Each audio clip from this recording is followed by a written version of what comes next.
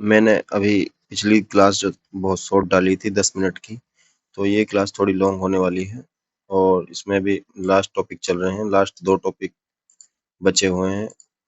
उम्मीद है कि इसी क्लास में पूरे कर देंगे, अगर नहीं होंगे तो हम कल सेकंड क्लास और लगा लेंगे। उसके बाद आपकी कंप्यूटर कंप्लीट हो जाएगी। क्वेश्चन कराएंगे 2 दिन लगातार, प्रीवियस ईयर के क्वेश्चन जो भी अधीनस्थ बोर्ड ने अभी तक कंप्यूटर से पूछे गए। इस टॉपिक का नाम है सूचना प्रौद्योगिकी के अनुप्रयोग, मतलब यूजेज ऑफ आईसीटी, मतलब आईसीटी के अनुप्रयोग क्या क्या काम आती है, ये हमारी लाइफ में कैसे इंपॉर्टेंट है। सूचना, अब सबसे पहले अर्थपूर्ण आंकड़ों को सूचना कहा जाता है। सूचना क्या है? अर्थपूर्ण आंकड़े हैं जो उनको सूचना कहा जाता है। डाटा का उपयोगिता के आधार पर किए गए विश्लेषण और संकलन के बाद प्राप्त डाटा को सूचना कहा जाता है। मतलब संश्लेषण और विश्लेषण और संकलन के मतलब इकट्ठा करने, जो प्राप्त डाटा है उसके बाद में जो डाटा हमको प्राप्त होता है उसको सूचना कहा जाता है। डाटा को सूचना में बदलने की प्रक्रिया को प्रोसेसिंग कहा जाता है। हम किसी भी कंप्यूटर में कोई चीज भेजेंगे वो डाटा के रूप में भेजते हैं और फिर वो कंप्यूटर उसको प्रोसेस करता है और हमारे पास निकल कर आती है सूचना। अब आई आती है DIKW पिरामिड। ये डायरेक्टली पूछ लेता है DIKW पिरामिड के फुल फॉर्म क्या है। वैसे DIKW से सीधे सर डी से डी डाटा हो जाएगा, आई से इंफॉर्मेशन, के से नॉलेज, डब्ल्यू से विजडम। विजडम मीन्स बुद्धि। तो नीचे नीचे जो इसका सबसे बेस होता है वो होता है डाटा, फिर होता है इंफॉर्मेशन, फिर होती है नॉलेज और फिर होती है विजडम, ये बुद्धि। ये पिरामिड ऐसे ही होगा, सबसे ज्यादा डाटा होगा, उसके बाद में इंफॉर्मेशन होगी, उससे कम नॉलेज होगी, फिर विजडम बुद्धि। क्योंकि डाटा ये कच्चा माल है, एक तरीके से कच्चा माल है, फिर इंफॉर्मेशन इससे थोड़ा पका हो जाएगा, नॉलेज इससे थोड़ा पका हो जाएगा और बुद्धि में कन्वर्ट होते होते वो सबसे कम हो जाएगा। ये होता है DIKW पिरामिड। डेटा, सूचना, ज्ञान और बुद्धि का सही क्रम है। डेटा, इंफॉर्मेशन, नॉलेज, विजडम, बुद्धि, ये सही क्रम भी है। और इसमें सीधा सट पिरामिड में दिखाई दे रहा है, सबसे ज्यादा होता है जो कच्चा माल है और सबसे कम है जो वो सबसे मैच्योर प्रोडक्ट है, जिसको विजडम नाम दे दिया गया, बुद्धि का नाम दे दिया गया है। सूचना प्रोसेसिंग से संबंधित तथ्य। Data mining. डेटा माइनिंग एकत्रित डाटा से उपयोगी जानकारी निकालने के लिए उन्नत विश्लेषणात्मक उपकरणों का उपयोग करने की प्रक्रिया डेटा माइनिंग है। डेटा माइनिंग एक कंप्यूटर सहायक प्राप्त तकनीक है जिसका उपयोग एनालिटिक्स में बड़े डेटा सेट को प्रोसेस करने और एक्सप्लोर करने के लिए किया जाता है। Data warehousing. डेटा वेयरहाउसिंग को व्यावसायिक बुद्धिमत्ता का एक प्रमुख घटक माना जाता है। वेयरहाउसिंग मतलब सीधे सट स्टोरेज से होगा। डेटा वेयरहाउसिंग एक या अधिक विभिन्न स्रोतों से एकत्रित डाटा को प्रमुख स्टोरेज स्थल होता है। अब देखो ये तो बेसिक सी नॉलेज है आईसीटी के बारे में, सूचना प्रौद्योगिकी के बारे में। अब इसके जो अनुप्रयोग है अब मेनली हम वो पढ़ेंगे। अनुप्रयोग क्या क्या है? ई शासन। ई शासन से डायरेक्टली समझ में आ रहा है, हिंदी वर्ड है। ई से इलेक्ट्रॉनिक इंग्लिश वर्ड है, शासन हिंदी वर्ड है, मतलब एक तरीके से इलेक्ट्रॉनिक शासन, हमारी सरकार से जुड़ी हुई जो भी सेवाएं हैं वो। ई शासन को कोई ई सरकार, डिजिटल सरकार, ऑनलाइन सरकार या संबंध सरकार के नाम से भी जाना जाता है। मतलब हमारी गवर्नमेंट से रिलेटेड थिंग्स है इसमें। आम नागरिकों, कारोबारियों तथा कर्मचारियों के लाभ के लिए तकनीकों के उपयोग के माध्यम से सरकारी सेवाओं, तकनीक के उपयोग के माध्यम से सरकारी सेवाओं की पहुंच तथा निष्पादन को बढ़ावा देने की प्रक्रिया को ई शासन कहते हैं। हम मोटे तौर पे समझ लीजिए, हम किसी काम को करवाने के लिए फिजिकली कहीं पे नहीं जा सकते तो हम उस चीज को ऑनलाइन करवा सकते हैं। वो ई शासन के ही थ्रू होते हैं सारे काम, ऑनलाइन एप्लीकेशन वगैरह होते हैं।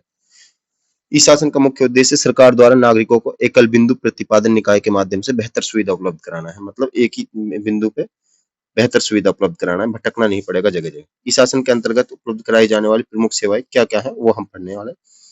ई नागरिक, सबसे पहले आती है ई नागरिक। ई नागरिक इसके अंतर्गत सरकार समाकलित सेवा केंद्रों के माध्यम से नागरिकों को जन्म मृत्यु प्रमाण पत्र जारी करना, राशन कार्ड, पासपोर्ट, पानी, बिजली, टेलीफोन, मोबाइल आदि के बिल जमा करने की सुविधाएं प्रदान की जाती है।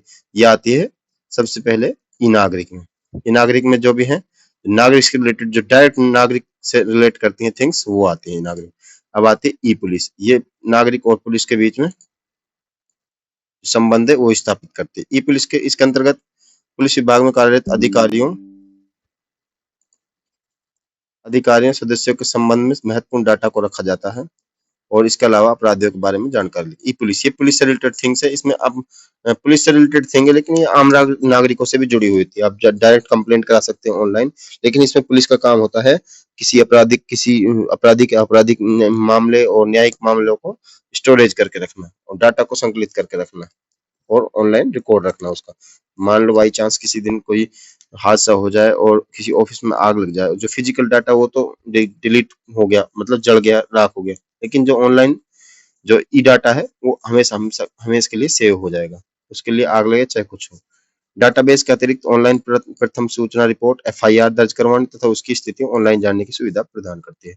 इसके अलावा आप पुलिस वेरिफिकेशन वगैरह कराते हो, उसकी व्यवस्था अब ऑनलाइन करा दी गई है। उसको ऑफलाइन आपको एसपी ऑफिस, डीसी ऑफिस भटकने की जरूरत नहीं है। ऑनलाइन अप्लाई करो पुलिस वेरिफिकेशन के लिए। आपको पुलिस वहाँ फिजिकल थाने में बुलाएंगे वेरिफिकेशन के लिए कि अपने डॉक्यूमेंट्स वगैरह, ये डाटा है जो भी रिकॉर्ड है आपराधिक न्याय मामले का, वो चेक करवाओ और वहां से अप्रूव कर देते हैं और वो अप्रूव होके आपको ऑनलाइन ही अवेलेबल हो जाता है। अब आ जाता है ई न्यायालय। ई न्यायालय के अंतर्गत सभी केसों तथा अपीलों का डेटाबेस तैयार किया जाता है तथा न्यायालय के इंटरनेट पर उपलब्ध कराया जाता है। इसके अतिरिक्त केस के तथ्यों को दर्ज कराने, फिंगरप्रिंटिंग, स्कैनिंग और प्रमाणन आदि ऑनलाइन सुविधा, ये न्यायिक मामलों से संबंधित है, मतलब कोर्ट से संबंधित है। उसके बाद में आ जाता है ई परिवहन, ड्राइविंग लाइसेंस और आरसी से संबंधित है। ई औषधि मेडिकल डिपार्टमेंट से संबंधित है। ई शिक्षा एजुकेशन डिपार्टमेंट से संबंधित है। ई पंजीकरण किसी भी रजिस्ट्रेशन, जैसे गाड़ी का रजिस्ट्रेशन, ई जन्म मृत्यु प्रमाण पत्र। ई शासन सचिवालय, ये भी शासन से, गवर्नमेंट से रिलेटेड है। और ई प्रजातंत्र, ये अपने लोकतंत्र से रिलेटेड है। ये डिजिटल कर दिया गया है इनमें। जो मेन अपने जो रोजमर्रा में काम आती है वो ई शासन आती है और ई न्यायालय आती है और ई पुलिस आती है, ये सारी आती हैं। हम ई शासन है जो इसमें सारी कर्मचारी से संबंधित और आम नागरिकों से संबंधित आपस में संबंध बनाए जा सकते हैं, इसमें सारी चीजें कवर कर ली जाती हैं। अब आती है डिजिटल इंडिया कार्यक्रम। ये इंडिया से रिलेटेड है इसलिए इम्पोर्टेंट है और क्वेश्चन बनने के चांसेस ज्यादा हो जाते हैं, क्योंकि अभी भी ऑनगोइंग जो गवर्नमेंट है उसी की जो ये पहलू है, ये डिजिटल इंडिया कार्यक्रम। डिजिटल इंडिया भारत सरकार की पहल है जिसका उद्देश्य भारत को डिजिटल लिहाज से सशक्त समाज और ज्ञान अर्थव्यवस्था में बदलना। अर्थव्यवस्था कर रखा है, अर्थव्यवस्था कर लीजिएगा इसको। डिजिटल इंडिया कार्यक्रम की शुरुआत की गई थी 1 जुलाई 2015। देखो 2014 में अपने यहाँ मोदी जी की सरकार आई थी। 2015 में डिजिटल गवर्नमेंट, जो डिजिटल इंडिया कार्यक्रम है उसकी शुरुआत करी गई और 1 जुलाई 2015 इसकी फिक्स डेट होने वाली है। डिजिटल इंडिया कार्यक्रम का समन्वय DEITY, department of electronics and informatics technology द्वारा किया गया जाता है। इससे पहले भी ये डिपार्टमेंट था, लेकिन उससे पहले डिजिटल इंडिया कार्यक्रम की शुरुआत नहीं की गई थी। डिजिटल इंडिया कार्यक्रम को तीन प्रमुख क्षेत्रों पर केंद्रित है। हर नागरिक के लिए उपयोगिता के तौर पर डिजिटल ढांचा, मांग पर संचालन, सेवा और नागरिकों का डिजिटल सशक्तिकरण, मतलब हर चीज को डिजिटल करना, जो भी आम नागरिक को कोई परेशानी ना हो। डिजिटल इंडिया में 9 स्तंभ निम्नलिखित हैं। सबसे पहले ब्रॉडबैंड हाईवे, मतलब नेटवर्क अवेलेबल कराना, wifi net mobile connectivity available कराना। दूसरा है मोबाइल कनेक्टिविटी के लिए सार्वभौमिक एक्सेस, मतलब फ्री वाईफाई पब्लिक प्लेस पे। जनता इंटरनेट एक्सेस कार्यक्रम, मतलब कोई भी इंटरनेट काम में ले सकता है। ये पहले से चलती आ रही है, लेकिन ये डिजिटल इंडिया में ये सब को जोड़ दिया गया। ई गवर्नेंस तकनीकी के जरिए सरकार में सुधार। ई गवर्नेंस मैंने बताया था, जो ई शासन है उसी से रिलेटेड ई गवर्नेंस है। ये गवर्नमेंट को ऑनलाइन करना है। ई क्रांति सेवाओं को प्रदान करना। क्रांति सेवा मतलब कोई भी कृषि से रिलेटेड, कोई भी जो जिस डिपार्टमेंट से तुम रिलेट करते हो उसमें कोई भी सुधार करने की जो सेवा है वो भी ऑनलाइन कर दी गई है। सभी के लिए सूचना, देखो इंफॉर्मेटिक सेंटर स्थापित कर दिए गए हैं हर स्टेट गवर्नमेंट के और सेंटर गवर्नमेंट के सभी के। अगर कोई भी आप सरकार लेवल पे कोई भी तब्दीली आती है, कोई सूचना आती है, कोई भी गजट वगैरह लागू होता है, तो वो इसी पे इंफॉर्मेटिक्स जो सेंटर है उसी की वेबसाइट पे अपलोड कर दिया जाता है। ट्विटर, फेसबुक या सोशल मीडिया कोई भी हैंडल है उस पर अपलोड कर दिया जाता है, जिससे आम जनता को घर बैठे वो सूचनाएं मिल सके। इलेक्ट्रॉनिक उत्पादन, मतलब हमारे डिजिटल जो प्रोडक्ट है उनका उत्पादन करना। नौकरियों के लिए सूचना प्रौद्योगिकी, नौकरियों के लिए वो सूचना प्रौद्योगिकी मतलब सीधे सट जो बेरोजगार युवा है वो नौकरियों की तलाश है जो ऑनलाइन कर सकता है। जल्दी पैदावार कार्यक्रम, ये भी कृषि से रिलेटेड है। अब आता है ई मित्र। देखो ये तो हमारे डिजिटल इंडिया के जो 9 स्तंभ है, लेकिन इसमें जो सबसे मेन रोल निभाते हैं अब उनको पढ़ेंगे। सबसे पहला आता है ई मित्र। ई मित्र को अलग अलग स्टेट में अलग अलग नाम से जाना जाता है। अपने राजस्थान में ई मित्रा के नाम से जाना जाता है, हरियाणा में CSC के नाम से जाना जाता है, और भी जगह अलग अलग नामों से जाता है, लेकिन CSC एक वर्ल्ड वाइड पूरा नेशनल नाम है इसका। और तो इसी को ई मित्र कहते हैं राजस्थान में। ई मित्र राजस्थान सरकार द्वारा सरकार के विभिन्न कार्यों को फायदा उठाने के लिए सभी जिलों में ऑनलाइन तथा ऑफलाइन कार्य के लिए बनाई गई एक ई गवर्नेंस योजना है। मतलब ऑफलाइन काम और ऑनलाइन काम सभी एक ही जगह हो जाएंगे और ई गवर्नेंस कार्यक्रम में मतलब गवर्नमेंट का, ये भी गवर्नमेंट का कार्यक्रम है। राज्य सरकार ने विभिन्न विभागों से जुड़ी 105 सुविधाओं को ई मित्र पोर्टल से जोड़ा है। मतलब अब तक 105 सुविधाएं जो ई मित्र पोर्टल में जोड़ दी गई हैं, उनमें अलग अलग सुविधा अलग अलग डिपार्टमेंट की। राजस्थान सरकार द्वारा वर्ष 2002 में ई मित्र पोर्टल की शुरुआत की गई। अब देखो ये ई मित्र पोर्टल में ये सारी सुविधाएं शामिल है। ये जो 9 स्तंभ है डिजिटल इंडिया के, वो सारी ई मित्र में ही शामिल कर ली गई हैं। अब आ जाते हैं ई वाणिज्य। ई वाणिज्य का मतलब वाणिज्य समझ रहे हो, व्यापार, मतलब ऑनलाइन व्यापार, ट्रेडिंग। ई वाणिज्य ई कॉमर्स का अर्थ है इंटरनेट के माध्यम से व्यापार करना। इंटरनेट के माध्यम से वस्तुओं को खरीदना और बेचना व्यावसायिक लेन देन ई कॉमर्स कहलाता है। ई वाणिज्य की विशेषताएं देखो, गैर नगद भुगतान। गैर नगद का मतलब ऑनलाइन भुगतान। 24/7 सेना की उपलब्धता, मतलब कोई भी चीज 24/7 उपलब्ध रहती है। विज्ञापन या विपणन, कोई भी एड वगैरह छोड़ देते हैं। या बिक्री में सुधार, आपकी जो रेवेन्यू जनरेट करने में भी सुधार होता है, आपकी चीजें ज्यादा बिकने लगती है ऑनलाइन कर दे।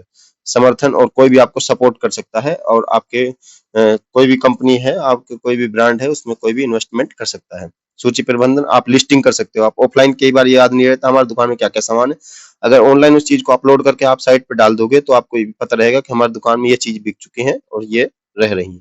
संचार में सुधार, ये संचार में सुधार इसका मेन मेन जो ये है संचार में सुधार के लिए ही किया गया है।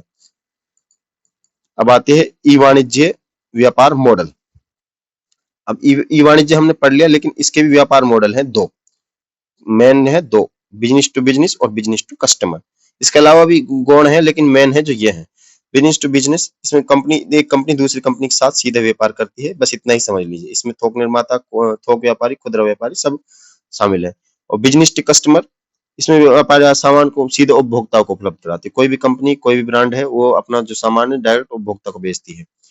ये बिजनेस टू बिजनेस। अब देखो बिजनेस टू बिजनेस समझाता हूँ। सबसे पहले मान लो कोई कोई भी ब्रांड का, जैसे मान लो पूमा का कोई भी कपड़ा है, शूज है, उसको सबसे पहले फ्लिपकार्ट का वेयर हाउस खरीद लेता है।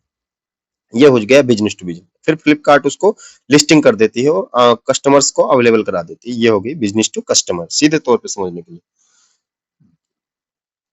उपभोक्ता व्यापार संगठन की वेबसाइट पर दिखाए गए उत्पादों को देख सकते हैं और किसी उत्पाद को चुन सकते हैं। अमेजन, फ्लिपकार्ट, मीशो। देखो मैंने समझाया था बिजनेस टू कस्टमर है ये।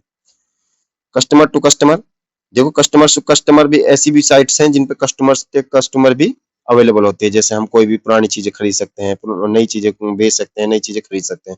कस्टमर ने मान लो कोई चीज पसंद नहीं है, उसने लिस्ट कर दी कि ये मेरी बिकाऊ है, उस चीज को दूसरा खरीद लेगा। अपने यहाँ लोकल में एक ओलेक्स सबसे ज्यादा चलता है।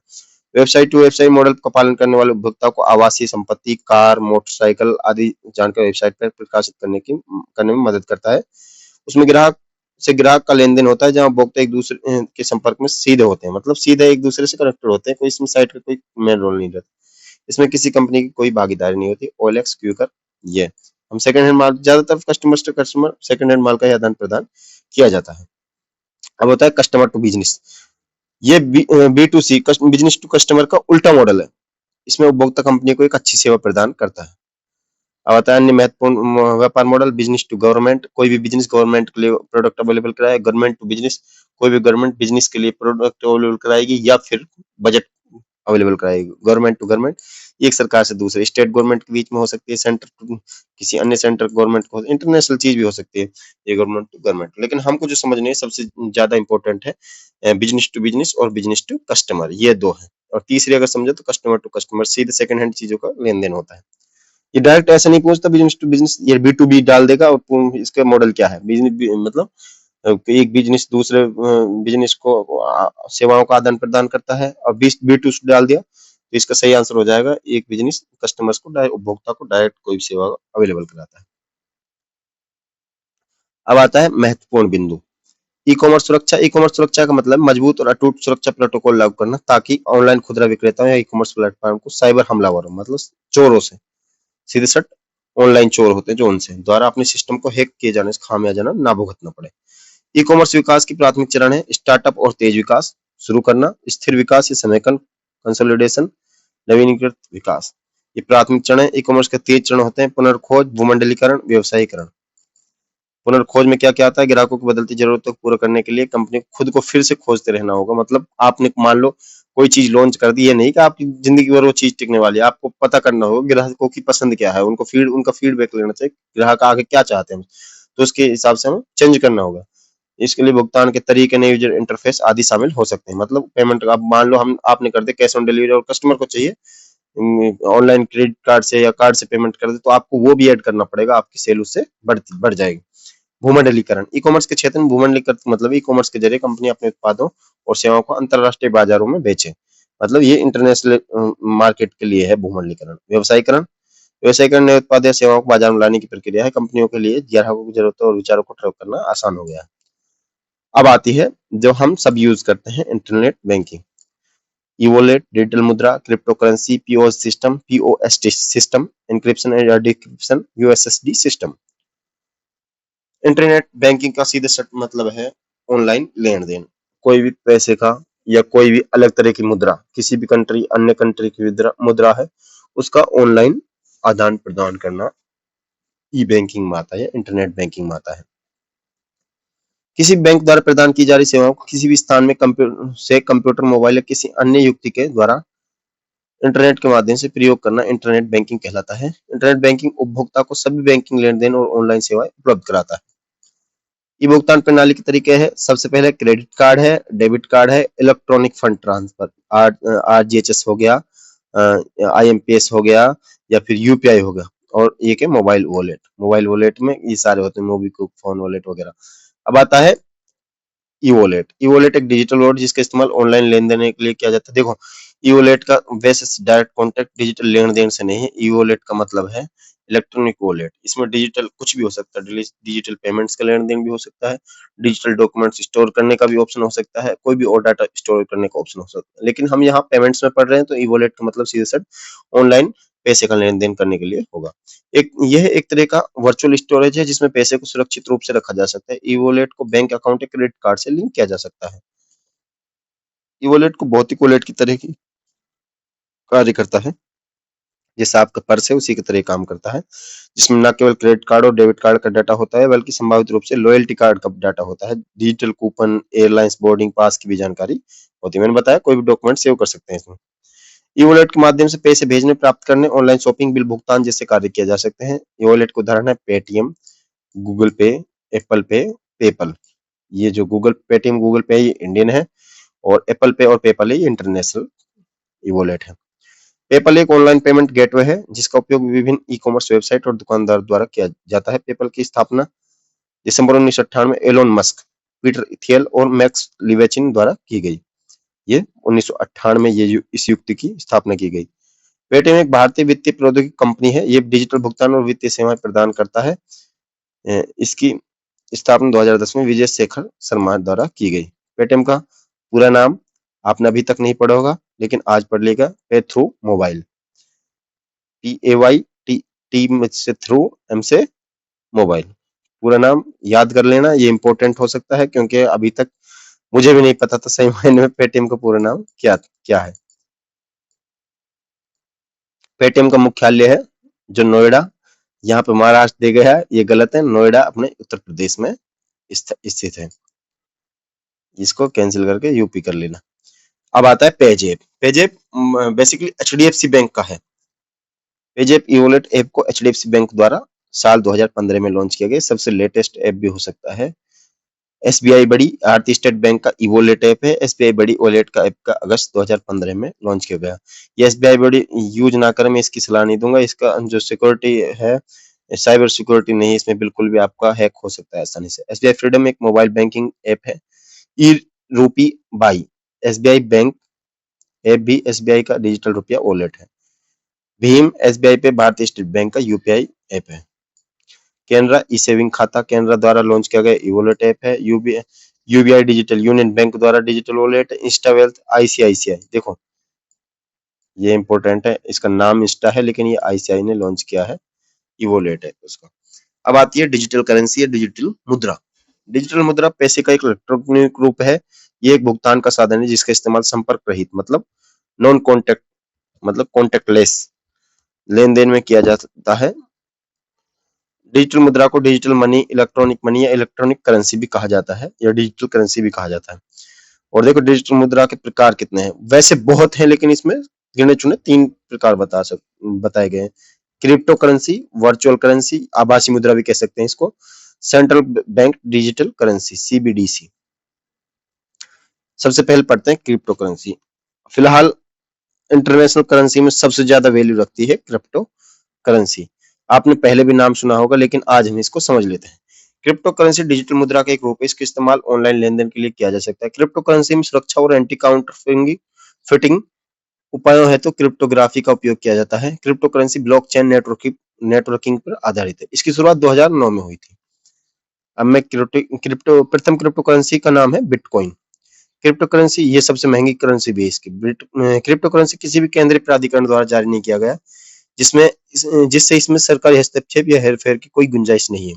प्रत्येक क्रिप्टो करेंसी के संबंध में नियंत्रण या कार्य ब्लॉकचेन नामक डिस्ट्रीब्यूटेड लेजर टेक्निक्स के माध्यम से किया जाता है। क्रिप्टो करेंसी लेनदेन को इंक्रिप्शन की मदद से सुरक्षित किया जाता है। इसकी साइबर सिक्योरिटी बहुत अच्छी है। क्रिप्टो करेंसी का उदाहरण है बिटकॉइन, एथेरियम, रिपल आदि।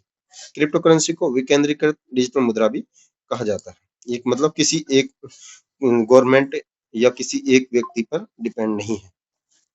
अब मैं समझा देता हूँ।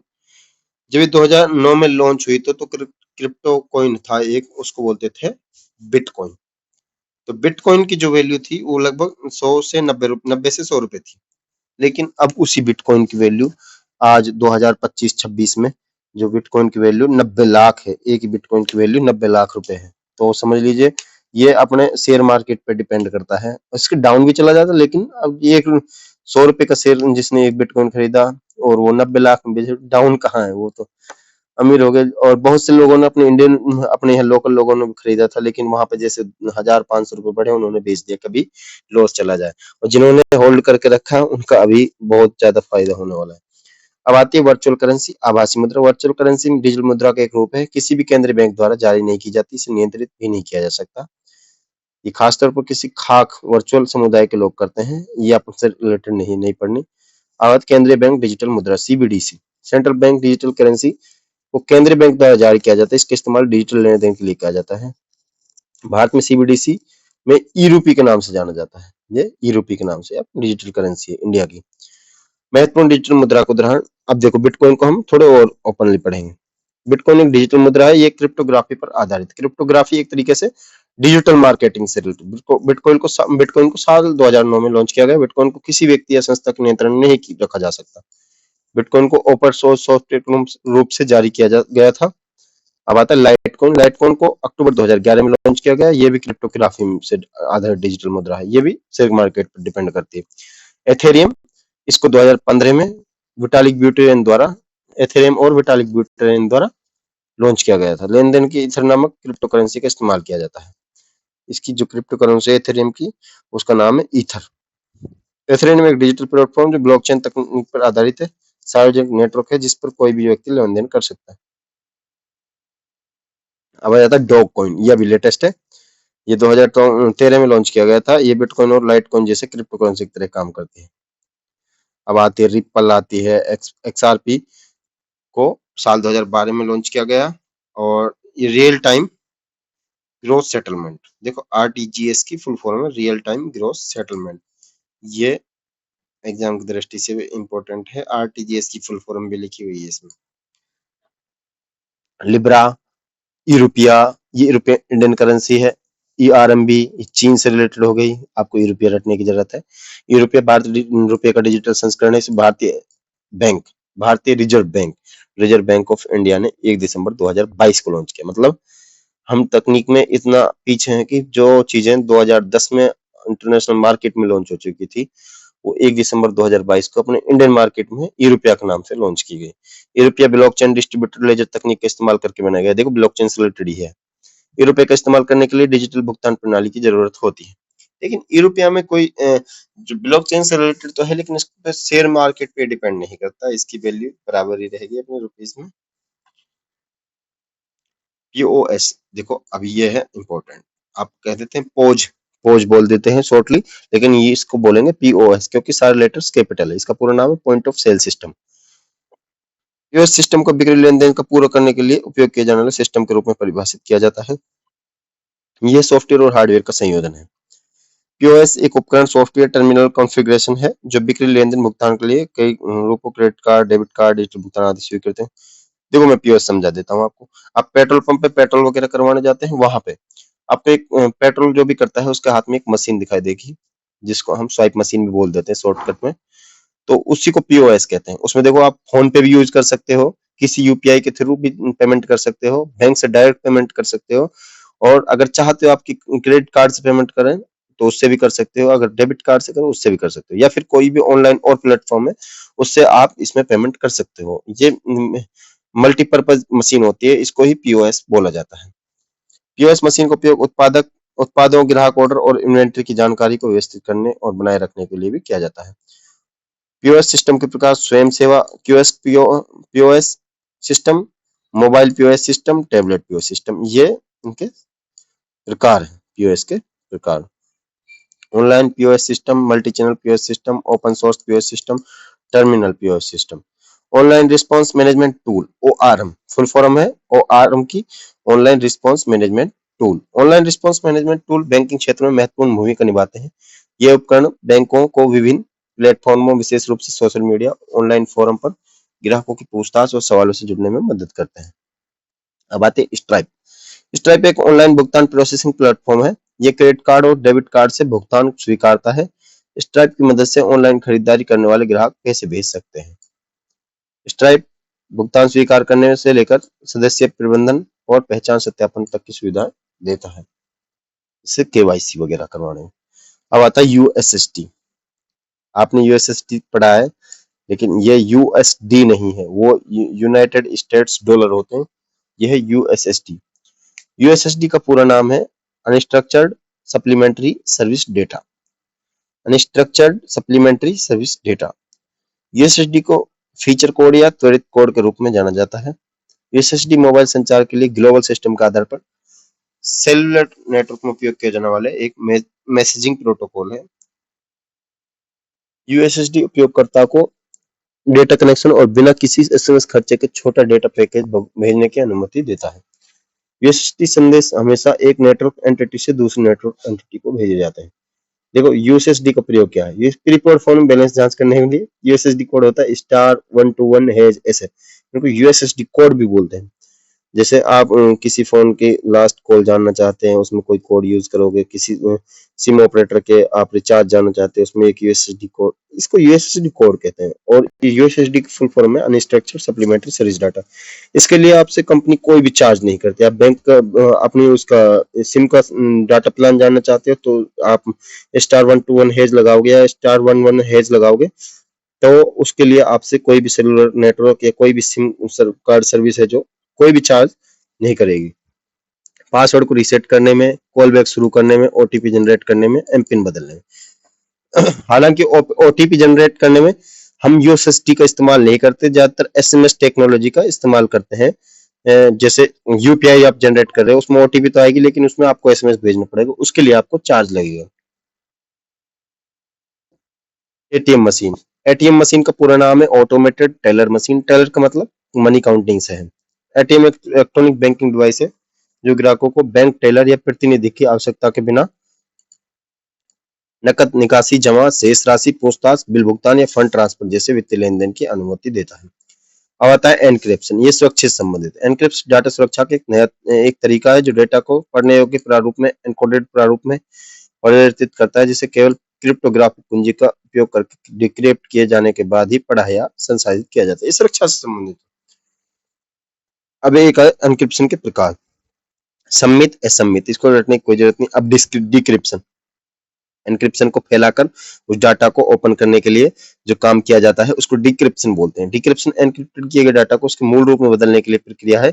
डिक्रिप्शन की मदद से एनक्रिप्टेड डाटा को पठनीय रूप में बदला जाता है। इसे प्लेन टेक्स्ट भी कहा जाता है। डिक्रिप्शन प्रक्रिया में एनक्रिप्टेड डाटा की डिस्क्रिप्शन कुंजी या एल्गोरिथम का इस्तेमाल करके डिक्रिप्ट किया जाता है, मतलब किसी एक मेथड से इसको डिक्रिप्ट किया जाता है। अब आती है एक सेवा, ई लर्निंग। लर्निंग से सीधा सब सीखना, एजुकेशन से रिलेटेड है मेनली। ई लर्निंग को इलेक्ट्रॉनिक लर्निंग, डिस्टेंस एजुकेशन, आवासीय लर्निंग, लर्निंग, ऑनलाइन शिक्षा या वेब आधारित भी शिक्षण के नाम से भी जाना जाता है।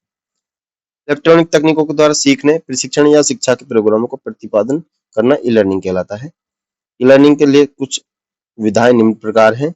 विधाएं मतलब technique, online education, online learning, प्रशिक्षु कंप्यूटर के माध्यम से संचार कर अध्ययन सामग्री प्राप्त करता है, मतलब जो ऑनलाइन क्लास वगैरह लेते हैं हम, या फिर बुक्स, ई बुक्स पढ़ते हैं। अब है सिंक्रोन्स लर्निंग, प्रशिक्षु एवं प्रशिक्षक भौतिक रूप से दूर दूर होने के बावजूद वास्तविक समय में एक दूसरे से अन्य करते हैं, जैसे लाइव रेडियो प्रसारण सुनना, जिससे मैं भी वही लाइव रेडियो प्रसारण सुन रहा हूँ, मेरा टीचर भी वही सुन रहा है। लाइव टेलीविजन प्रसारण देखना, यही मैं सुन रहा हूँ, ये मेरे साथ लड़के सुन रहे हैं, मेरा टीचर भी सुन रहा है। ऑडियो वीडियो कॉन्फ्रेंसिंग, हम मीटिंग कर रहे हैं ऑडियो वीडियो में। लाइव सैटेलाइट प्रसारण, ये सिंक्रोस में आता है। इसमें मतलब हम इतने एक्टिव नहीं होते और जो सुनाने वाला है वो ज्यादा एक्टिव होता है। अब आता है एसिंक्रोन्स में लर्निंग में प्रशिक्षक भौतिक रूप से दूर दूर होने के बावजूद वास्तविक समय में एक दूसरे से अनन्य क्रिया नहीं होती, जैसे इंटरनेट या सीडी रोम में उपलब्ध अध्ययन सामग्री, ऑडियो वीडियो टेप पर उपलब्ध अध्ययन सामग्री, ईमेल संदेश आदि। उपदेशक में बात, इसको रटने की कोई जरूरत नहीं, ये फालतू की गंद है इसमें, इसको छोड़ो। अब आता है दीक्षा पोर्टल। ये हमारी शिक्षा से रिलेटेड पोर्टल है, और ये कई पोर्टल हैं, हालांकि इसमें लिमिटेड दिए गए हैं, तो हमको जो पढ़ने हैं हम उनको ही पढ़ेंगे, फालतू की गंद नहीं पढ़ेंगे। अब आते हैं दीक्षा पोर्टल। दीक्षा पोर्टल में क्या है? Diksha digital infrastructure for knowledge sharing.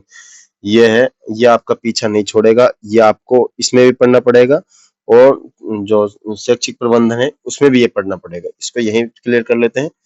दीक्षा का फुल फॉर्म है digital infrastructure for knowledge sharing. Portal की जो शुरुआत है 5 सितंबर 2017 को प्रारंभ किया गया। दीक्षा पोर्टल का उपयोग देश भर कक्षा 1 से 12 तक के सभी विषयों के लिए विद्यार्थियों और शिक्षकों द्वारा शिक्षण सामग्री का पीडीएफ, वीडियो, ऑडियो, वर्कशीट आदि का उपयोग किया गया।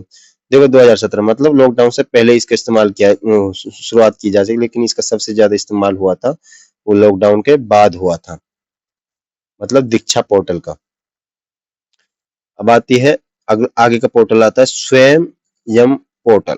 स्वयं पोर्टल मतलब स्वयं पोर्टल, सेल्फ स्टडी से रिलेटेड मान लो इसको। Swayam portal study webs and active learning for young aspiring minds है। शिक्षा मंत्रालय द्वारा, भारत सरकार द्वारा 2007 में शुरू किया गया ये कार्यक्रम, और इसे शिक्षा नीति के 3 प्रमुख सिद्धांतों पहुंच, समानता और गुणवत्ता को प्राप्त करने के लिए निर्मित किया गया। स्वयं पोर्टल कक्षाओं में पाए जाने वाले सभी पाठ्यक्रमों की किसी भी व्यक्ति को कहीं भी किसी भी समय उपलब्ध करवाने की सुविधा उपलब्ध कराता है।